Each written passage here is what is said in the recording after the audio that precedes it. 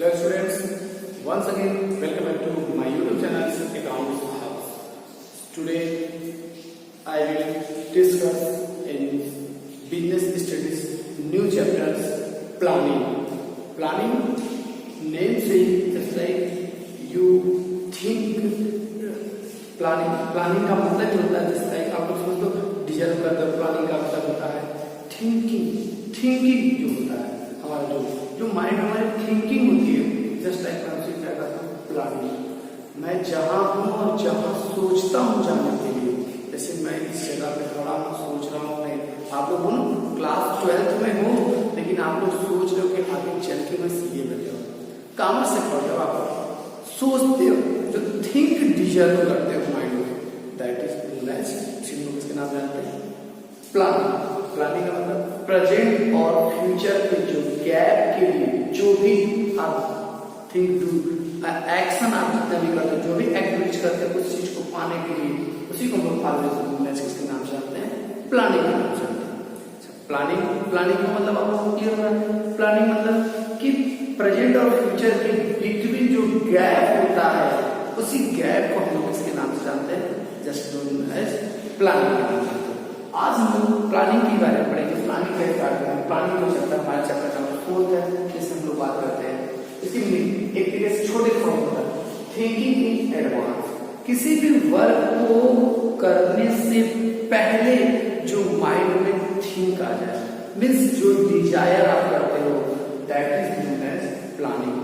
अब देखो जो थिंक होता है बेटा वो फॉर्मुलेटिंग नहीं होता, but planning is a formulating. Formulating बताता है एक फॉर्मेट में होना चाहिए कि किसी भी चीज को करने से पहले जो थिंक आप एडवांस में डेवलप करते हो, that is known as planning. Planning means होता है what to do, how to do and by whom and when. Means planning का मतलब क्या होता है what to do, how to do. Planning का मतलब जैसे मैं अभी आप लोग एक सिंपल सा एक छोटा सा फिगर बनाया, ये समझ लो ये नदी है, ऐसे बह रही है, जस्ट लाइक आप गंगा रिवर का फ्लो हो रहा है, इस पार ये लड़का खड़ा है, इसको इस पार जाना है, तो इस पे ये क्या बना हुआ है ब्रिज, ये क्या बना हुआ है ब्रिज। तो जो ये ब्रिज है, ब्रिज लड़का यहाँ खड़ा है और उसमें ब्रिज नहीं था, ये ब्रिज जब बनता है वेयर वी आर, वो जहां पर है, ठीक है, मींस इसकी प्रेजेंट पोजीशन को बताया जा रहा है, इसको बता रहा है प्रेजेंट पोजीशन को बता रहा है, और वो चाहता कहाँ है उस पर चला जाए। मींस वो झूसी में खड़ा है, वो कहाँ जाना चाहता है इलाहाबाद की तरफ, इलाहाबाद चूड़ी की तरफ जाना चाहता है। तो इसके बीच में ये क्या है, ये पुल है, बिना पुल के नहीं, मींस जो ब्रिज है इसके और इसके बीच का जो गैप है, तो ब्रिज द गैप, जो ब्रिजेस द गैप यहाँ लिखा है ब्रिज द गैप, उसी गैप को that is known as planning. वो कैसे जाएगा where we want to be, जहां वो जाना चाहता है, उसी के बीच में जो गैप होता है is the gap, that is known as planning के नाम से जानते हैं बेटा। अब देखो where we want to be, इसको क्या होता है फ्यूचर, वो प्रेजेंट पोजीशन को बताता है, ये इसको बताता है फ्यूचर की पोजीशन बताता है। ये जो नदी रिवर है, रिवर इसके बीच में जो क्रॉस करके हो जाएगा, इसके थ्रू जाएगा रिवर के थ्रू, तो जो रिवर के ऊपर जो ब्रिज बनेगा उस ब्रिज को बनाने के लिए मींस व्हाट टू डू, क्या बनाया जाए, कैसे, हाउ टू डू, कैसे बनाया जाए, बाय whom एंड व्हेन, किसके द्वारा कब बनाया जाए। ये सारी थिंकिंग जब हम लोग क्या करते हैं इन एडवांस रख देते हैं, किस तरह की thinking, what to do and how to do. Third होता है बाय whom, किसके द्वारा और कब बनाया जाए। इन सब चीज के लिए जो हम लोग थिंकिंग डिजाइन इन एडवांस करते हैं, दैट इज नोन एज, हम लोग किसके नाम जानते हैं प्लानिंग के नाम जानते हैं। किसके नाम जानते हैं हम लोग प्लानिंग के नाम जानते हैं। That is clear. What is meaning of planning? Planning is thinking in advance, what to do, how to do, by whom and when, by whom and when, that is known as planning. Planning is a gap of bridge. Planning is a bridge of the gap between where we are and where we want to be. ये भी बोल सकते हो, एक line simple सा word में आप लोग उसको क्या कर सकते हो, बोल सकते हो। सेकंड पॉइंट हमारा था जो हमारा है कि प्लानिंग एक प्रॉपर डेफिनेशन क्या हो सकती है। प्लानिंग की प्रॉपर डेफिनेशन मतलब क्या है, define planning is an sitting up of objective and target. Planning में क्या किया जाता है, सिटिंग अप, सेटिंग किया जाता है कि जो हम विजन पर जो मेरा ऑब्जेक्ट है, किसका, फॉर्म का ऑब्जेक्ट, जो पर्टिकुलर मेरा ऑब्जेक्ट है, जैसे इस बार आपका ऑब्जेक्ट है 90+ एग्जाम में स्कोर करना, तो इसके लिए आप क्या कर रहे हो, क्या प्लानिंग, इस पैंडेमिक में लॉकडाउन में आप क्या कर रहे हो, कैसे आप उसको पढ़ोगे, क्लासेस चल नहीं रही है, ऑनलाइन क्लासेस आ रही है, तो इसके थ्रू आप कैसे आप डिजर्व कर रहे हो 90+, क्योंकि एग्जाम में ऐसा तो है नहीं कि 6 मार्क्स का क्वेश्चन करोगे उस पर 12 मार्क्स मिलेगा, ऐसा पॉसिबल है नहीं। तो इस कंडीशन में क्या होगा, तो वही कि ऑब्जेक्ट एंड टारगेट आप अपना डिसाइड करो, पहला कि आपका ऑब्जेक्ट क्या है और उसका टारगेट क्या है। ऑब्जेक्ट मतलब मुझे क्या करना है और टारगेट कि कहाँ मुझे देना है। आप लोगों ने एक गेम खेला होगा कि जो बोर्ड पे मारते हैं या शॉर्ट गन वगैरह से जो एम लगाता है टारगेट, तो वैसे बिजनेस का टारगेट एंड फॉर्मुलेटिंग, तो क्या करना बेटा, फॉर्मुलेटिंग का मतलब होता है कि इसके लिए फॉर्मुलेटिंग एंड एक्शन बनाना है, कैसे इसको किया जाएगा। एक्शन मतलब ये what to do, how to do and why do and when, plan to achieve them, उसको अचीव करने के लिए ये नहीं अचीव कर रहे हैं बट वो क्या होना चाहिए, इफेक्टिवली और आपका एफिशिएंटली एंड इफेक्टिवली। एफिशिएंटली मतलब होता है बेटा कि ऑन टाइम और क्या होता है, optimum utilisation of resource, time पे हो जाए, कम से कम रिसोर्स यूटिलाइज हो, उसी के लिए हम लोग क्या करते हैं, एक प्लान डिजाइन करते हैं। तो इसीलिए बोला गया कि bridge the gap between where we are and where we want to go, जहां पे ये जाना चाहता है प्रेजेंट, इसी को बोलते हैं ये यहाँ bridge of the gap between present and future, that is known as, इसके नाम जानते हैं प्लानिंग के नाम से। प्लानिंग मतलब होता है thinking in advance, how to do by whom and when, उसके लिए जो हम लोग करते हैं, जो बनाते हैं एडवांस में सब कुछ मेथड, उसी को लोग इसके नाम जानते हैं प्लानिंग के नाम से। प्लानिंग के अब हम लोग फीचर पाते हैं, पहला हमारा फीचर आता है फीचर ऑफ प्लानिंग में, planning focus on achieving object, हमारे जो ऑर्गेनाइजेशन के ऑब्जेक्ट या गोल होंगे उसको अचीव करने के लिए जो हम लोग क्या करते हैं प्लानिंग में, हमारा सबसे पहले मतलब होता है इट इज पर्पसफुल, कि उसका मेरा कोई ना कोई ऑब्जेक्ट होना चाहिए, पर्पज होना चाहिए, बिना पर्पज के नहीं लोग प्लानिंग करेंगे। पर्पज का मतलब जैसे मैंने आपको फूल में दिखाया था, लड़का इस बार है, आप उसका पर्पज ये था कि उस पार से उस पार जाना चाह रहा है, प्रेजेंट से फ्यूचर में जा रहा है, उसका पर्पज उस पार जाने के बाद वो क्या करेगा, उसका ये पर्पज होता है।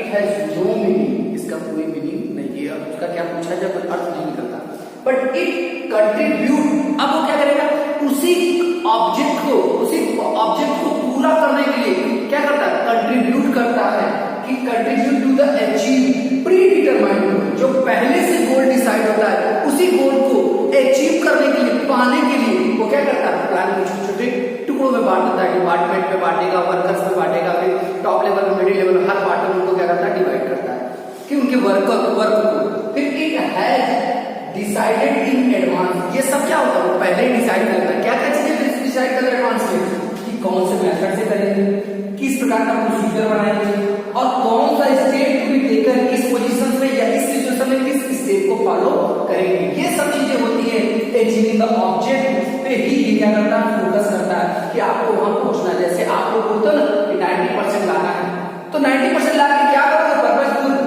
उसका कोई मीनिंग नहीं है, हो सकता है कि आए ना आए उसका वो डिपेंड नहीं करता, बट कंट्रीब्यूट करते हो बेटा, एक दिन में 90% नहीं आएगा, उसके लिए आपको होल ईयर एवरी डे छोटे छोटे स्मार्ट्स और सबके लिए क्या बनाने पड़ेगा, एडवांस की मेथड, कैसे प्रोसीजर करोगे, इस स्टेप में कौन सा, जैसे सिचुएशन ये आ गया पैंडेमिक वाला, अब इस कोविड पैंडेमिक में आप कैसे पढ़ोगे, कैसे स्टडी करोगे 90% को अचीव करने के लिए, किस टीचर का हेल्प लोगे, कैसे बुक से करोगे बेटा, क्योंकि कोर्स नाम मात्र 30% लेस हुआ है, 30% मींस नथिंग कुछ, उस टॉपिक से क्वेश्चन नहीं आएगा बेटा, बट आपको तो क्वेश्चन वैसे ही पढ़े आपको ऐसा नहीं कि नहीं पढ़ना है बेटा, बहुत अच्छा, बहुत बड़ी चीजें गैप नहीं किया, नाम मालूम 30% जो इनरिलेवेंट टॉपिक थे उन्हीं टॉपिक को केवल कम किया गया। आपको नेक्स्ट पॉइंट हमारा था प्लानिंग इज परवेसिव। प्लानिंग हमारा क्या होता है? परवेसिव। परवेसिव का मतलब ऑल ओवर एप्लीकेबल, हर जगह पे हर स्टेट पे प्लानिंग एप्लीकेबल होता है, किसी भी ऑर्गेनाइजेशंस में और एज वेल एज उसके डिपार्टमेंट में, हर एक का प्लानिंग एप्लीकेबल होता है। वो planning is required all level of management as well as department of organisation. हर एक जगह पर हर लेवल पे प्लानिंग हर पूरे मैनेजमेंट में और सारे डिपार्टमेंट में एप्लीकेबल होता है। अब इसमें क्या होता है, आप लोग जानते हो टॉप लेवल मैनेजमेंट किस प्रकार का प्लानिंग करेगा। जब सब प्लानिंग करेगा तो कैसा होगा, तो उसके पीछे का डिपेंड है। सबसे पहला पॉइंट बेटा ये कि जब टॉप लेवल करेगा तो वो जो भी प्लानिंग करेगा वो पूरे ऑर्गेनाइजेशन में एप्लीकेबल होगा। जस्ट लाइक आप लोग स्कूल सुन लो, अगर आपके स्कूल के प्रिंसिपल कोई भी प्लानिंग करके कोई भी चीज को लाते हैं तो school student teacher all over पे एप्लीकेबल होता है। Just like clear. फिर उसके बाद मतलब मिडिल लेवल मतलब department, commerce department, science department, math department के जो रूल्स आएंगे वो केवल उसी डिपार्टमेंट के टीचर, उसी डिपार्टमेंट के स्टूडेंट पे एप्लीकेबल होंगे। That is clear. So middle level management departmental planning कौन करता है? मिडिल लेवल करता है। होल ऑर्गेनाइजेशन प्लानिंग कौन करता है? टॉप लेवल मैनेजमेंट करता है। और लोअर लेवल प्लानिंग मतलब जस्ट लाइक टीचर्स आपके क्लासरूम के जो होंगे वो क्या करते हैं? डे टू डे प्लानिंग करते हैं। उसी को ऑर्गेनाइजेशन बोलते हैं सुपरवाइजर। सुपरवाइजर के द्वारा जो प्लानिंग किया जाता है बेटा उसी को लोग इसके नाम जानते हैं low level management. Just like मैंने आपको बताया टीचर आपके क्लास का डे टू डे प्लानिंग करता है, कैसे आपको पढ़ाना है, किस तरीके से पढ़ाना है, ये सारी प्लानिंग, इससे बोला जाए प्लानिंग इज परवेसिव। परवेसिव मतलब प्लानिंग सभी जगह पे एप्लीकेबल है। क्लियर।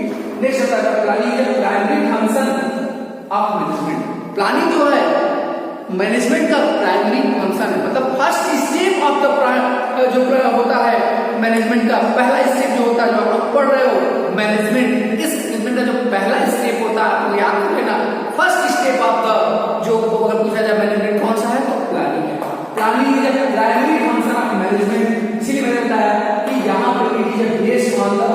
अब ये कैसे निकाला जाता है, कैसे होता है? क्योंकि बेटा जो प्लानिंग होता है वो किसी अदर फंक्शन या अदर फ्रेमवर्क पर बेस्ड होता है। Other framework, other function, framework मतलब किसी दूसरे कामों पे बेस्ड होता है, प्लानिंग किया जाता है कि उसके लिए प्लानिंग किया गया, ऐसा हुआ तो उसके लिए प्लानिंग किया गया। ये क्या होता है, ये स्वयं किसी काम को करने के लिए नहीं होता, ये क्या करता है किसी दूसरे से काम करवाने की टेक्निक होती है, उसी के लिए क्या होता है planning. It is based on the other functions of organisation. किसी ऑर्गेनाइजेशन के अदर फंक्शन पे ये क्या होता है बेस्ड होता है। नेक्स्ट हमारा होता है planning is continuous process. Planning क्या होता है, ये नहीं कि आप रुक गए खत्म हो गया, नहीं, जब तक आप उस गोल को अचीव नहीं कर लेते तब तक आपको प्लानिंग क्या होता है करना ही रहता है, कंटीन्यूअस प्रोसेस उसको करना ही रहता है। It is prepare for a specific period of time. ये पीरियड को बताता है, पीरियड ऑफ टाइम को बताता है, मतलब कोई एक सर्टेन टाइम को नहीं बताता, वन डे को नहीं बताता। प्लानिंग वन डे को डे टू डे किया जाता है, मंथली किया जाता है, फिर क्वार्टरली किया जा सकता है, हाफ ईयरली किया जाता है, ईयरली किया जा सकता है। जस्ट लाइक प्लानिंग जैसे ऑर्गेनाइजेशन करेगा पूरे होल ईयर के लिए करता है, डिपार्टमेंट करेगा मंथली क्वार्टरली करेगा, टीचर जो होता है वो क्या जो वर्कर्स होते हैं वो डे टू डे करते हैं प्लानिंग। तो planning is a continuous process achieving the object. Object को अचीव करने के लिए हमारा प्लानिंग क्या होता है, एक कंटिन्यूअस प्रोसेस भी प्लानिंग कर सकते हैं। नेक्स्ट फीचर हमारा आता है प्लानिंग इज फ्यूचरिस्ट। यहाँ futuristic. Futuristic planning is futuristic का मतलब होता है it is through anticipated future. Futuristic का मतलब होता है फ्यूचर के एक्शनों पे ये बेस्ड होता है कि जो प्लानिंग होता है फ्यूचर में क्या एक्टिविटीज होंगे।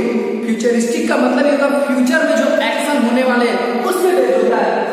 It through anticipated the future event. अब फ्यूचर इवेंट का मतलब कि आप लोग इकोनॉमिक्स में अकाउंट्स में मैंने पढ़ाया था इवेंट एंड और उसके बाद क्या बताया था मैंने transaction. Event and transaction. Event का मतलब था it is a happening of. Event का मतलब था it is a happening of. It is a happening of किस पे होता है, कंसिक्वेंट प्रोसेस। किस पे होता है, कंसिक्वेंट प्रोसेस। कई बार ऐसा प्रोसेस होता रहेगा, उसके बीच से जो चीजें हमारे बीच में घटना होती है उसे लोग बोलते हैं क्या, इवेंट के नाम से जानते हैं। तो ये होता है it through the anticipated future events are anticipated. कि जो फ्यूचर में इवेंट होते हैं उसी के पे इवेंट होता है, उसी को एंटीसिपेट करता है। जस्ट एक एग्जांपल ले लो कोई ऑर्गेनाइजेशन की बात करें तो how much can B produce, कैसे बनाया जाए किसी चीज को, जब तो चाकू ही कैसे बनाया जाए, फिर how much can be sell, इस चाकू कैसे सेल किया जाए।